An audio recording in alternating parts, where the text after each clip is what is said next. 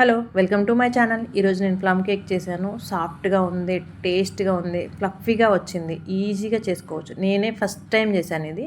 కొంచెం టెన్షన్ పడ్డాను, ఎలా వస్తుంది అని. కానీ చేసిన తర్వాత పర్ఫెక్ట్గా వచ్చింది. నేను పడ్డ టెన్షన్ అంతా పోయిందనిపించింది. టేస్ట్ కూడా చాలా బాగుంది.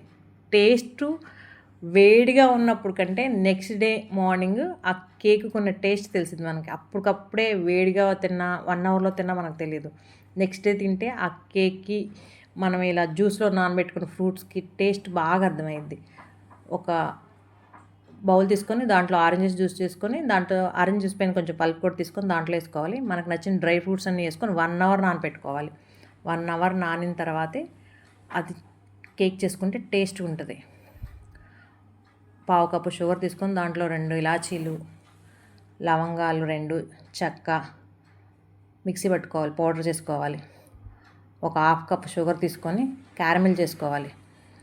వాటర్ వేయకుండా కలుపుకుంటా క్యారమిల్ అయిందాక మీడియం హీట్లో పెట్టుకొని మాడిపోకుండా క్యారమిల్ చేసుకొని, క్యారమిల్ అయిన తర్వాత ఒక హాఫ్ గ్లాస్ వాటర్ వేసుకోవాలి.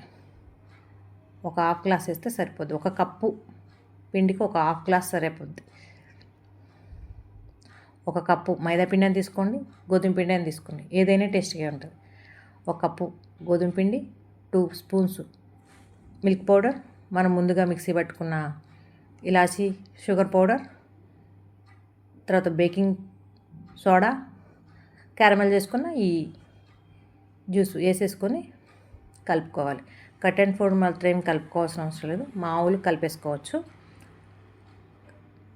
ఈ కలుపుకొని రెడీ అయిన తర్వాత ముందుగా పెట్టుకున్న డ్రై ఫ్రూట్స్ అన్నీ దాంట్లో వేసేసుకోవాలి.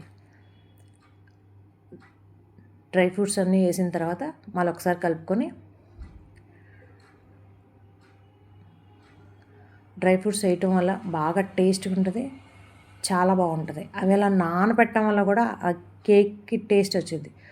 3 స్పూన్స్ ఆయిల్ వేసుకోవాలి. తర్వాత వెనీలా ఎసెన్స్ వేసుకొని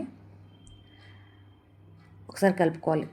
చూడటానికి అలా ఉంటుంది కానీ ఒక 5 మినిట్స్ అలా రెస్ట్ చేస్తే దగ్గరికి అయిపోద్ది. చూపిస్తున్న విధంగా కిందకి పడేలా అలా ఉంటే మనం బేక్ చేసుకోవచ్చు. ముందుగా ఒక కుక్కర్ పెట్టుకొని దానికి మూతేసి మీడియం హీట్లో ఒక 8 మినిట్స్ అలా వేడి కానిచ్చిన తర్వాత ఈనో పౌడర్ వేసుకొని దాంట్లో కొంచెం వాటర్ వేసేసుకొని కలిపేసుకొని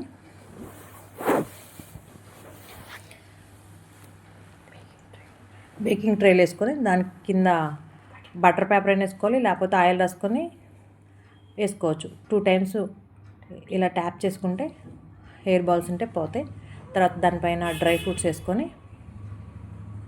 వేసుకోవాలి. మనకి అన్ని డ్రై ఫ్రూట్స్ వేసుకుంటే చూడటానికి కేక్ బాగుంటుంది. కుక్ అయిన తర్వాత డ్రై ఫ్రూట్స్ వేసుకొని ముందుగా పెట్టుకున్న కుక్కర్లోకి పెట్టేసుకోవాలి. అన్ని కేకులాగా స్పీడ్గా అయితే కుక్ అవ్వదు. నాకైతే 1 అవర్ 10 మినిట్స్ పట్టింది. మీడియం కంటే తక్కువ హీట్లో కుక్ చేశాను నేను. అవ్వట్లేదని నేను టెన్షన్ పడలేదు, స్లోగా కుక్ అయ్యిద్ది. 1 అవర్ 10 మినిట్స్కి అయిపోయింది అది కుకింగ్. పర్ఫెక్ట్గా వచ్చింది. ఇరిగిపోవటం కానీ ఎక్కడైనా బ్రేక్ కానీ ఏం లేదు,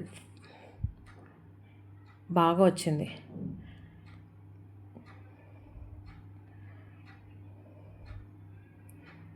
టేస్ట్గా ఉంది, బాగుంది. అప్పుడు హీట్ మీద కంటే కూడా నెక్స్ట్ డే తిన్నప్పుడు బాగా టేస్ట్ అనిపించింది నాకు.